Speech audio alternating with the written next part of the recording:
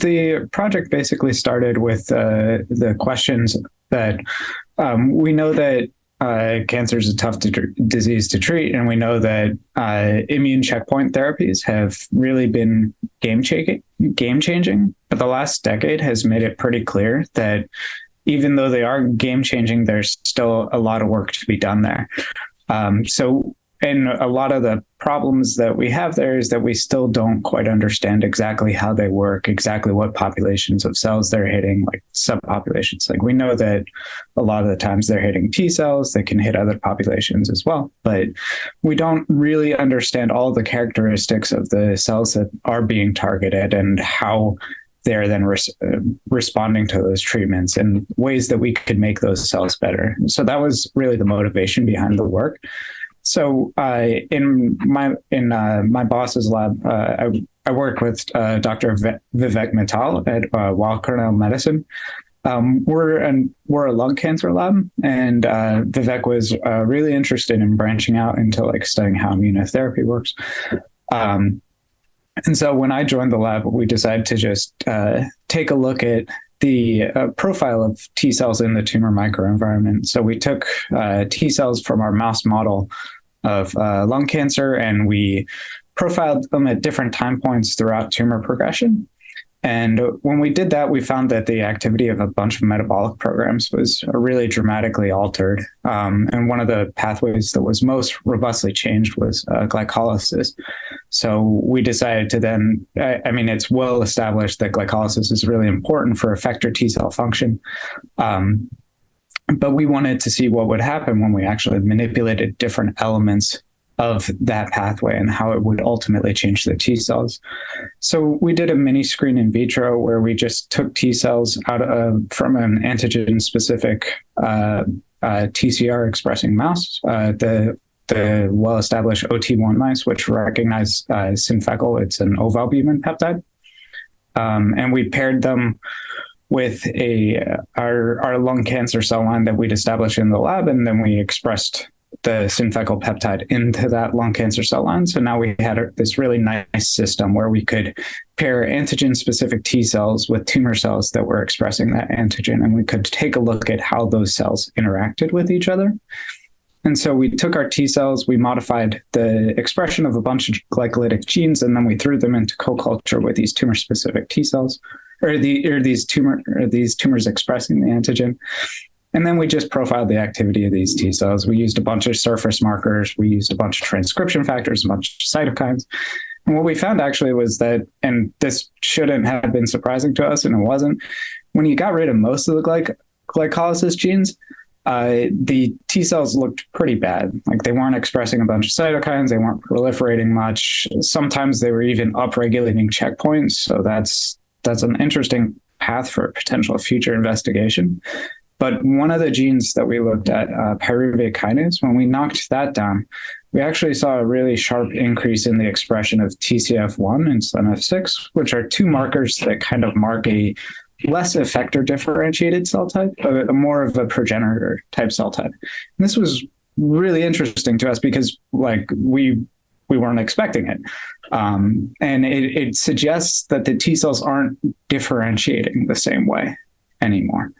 Which if you're talking about CD8 T cells T cells in general, differentiation is always an interesting path to go down. So we took that, we validated that a bunch in vitro. We figured out that I realize I'm going a little bit long, so I'm going to try and make it a little bit shorter. PKM has two different isoforms, 1 and 2. It's just a difference in splicing where they include a different exon, exon 9 for PKM1, exon 10 for PKM2, which actually has a pretty profound impact on their oligomerization, like their kinetic speed, all that, or their enzymatic kinetics, everything like that. We found out that CD8s were using PKM2, so we used a CRISPR-Cas9 guide system where we were able to specifically target PKM2 expression. So we were able to knock out PKM2, see what happened in our CD8s.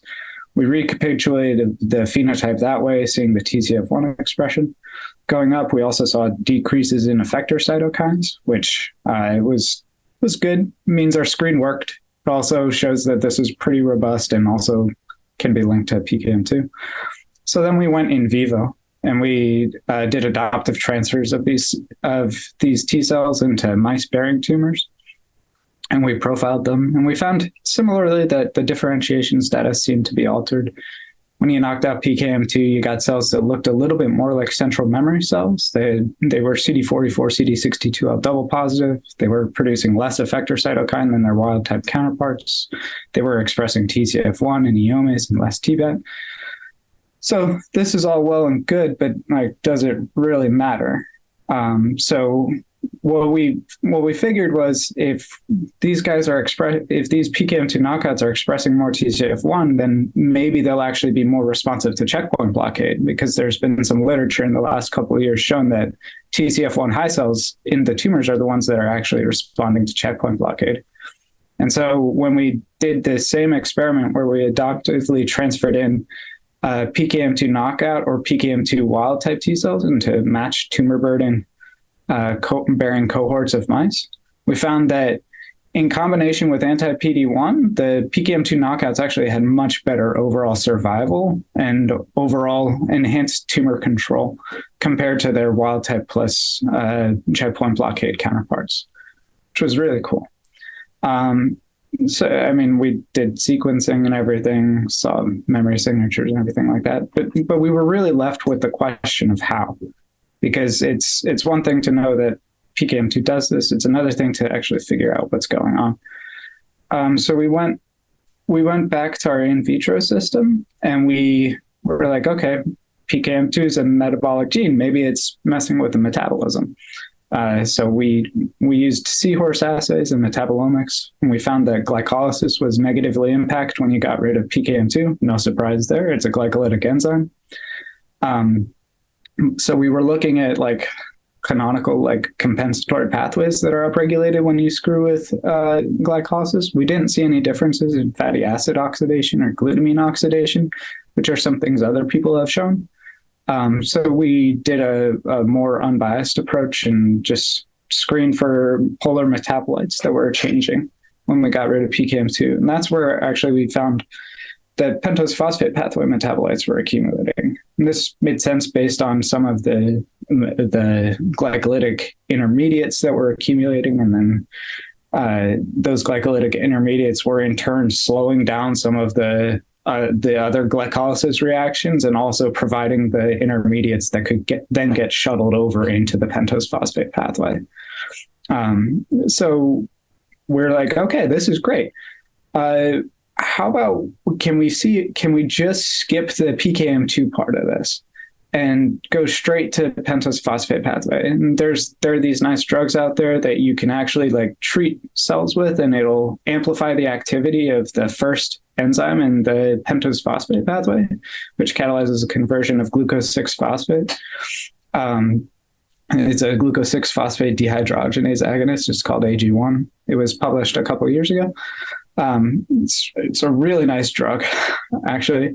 We were able, and so we went to our co-culture system and we went through and we treated with AG1, and there's actually a dose response where the higher the dose of the AG1 you give, the more of this TCF1 high phenotype you see emerging, which really matched the data that we were seeing with PKM2 knockout. So this was very cool. We're like, all right, last experiment. This is the big one. If we pre-treat T cells with AG1, like, and ramp up pentose phosphate activity, does that actually have like an anti-tumor effect? And so this experiment is currently ongoing, but it's really close to finished. I think it should be done in like a week or two, because we're tracking overall survival as well.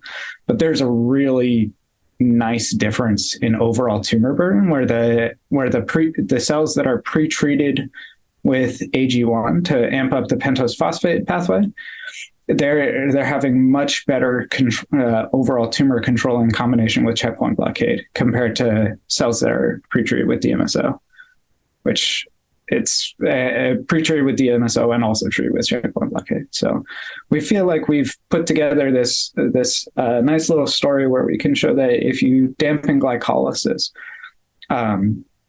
In our case, by getting rid of PKM2, you get a compensatory amplification of pentose phosphate pathway activity, and it results in T cells that look a little bit more central memory-like, a little bit more progenitor-like, and they synergize with checkpoint blockade.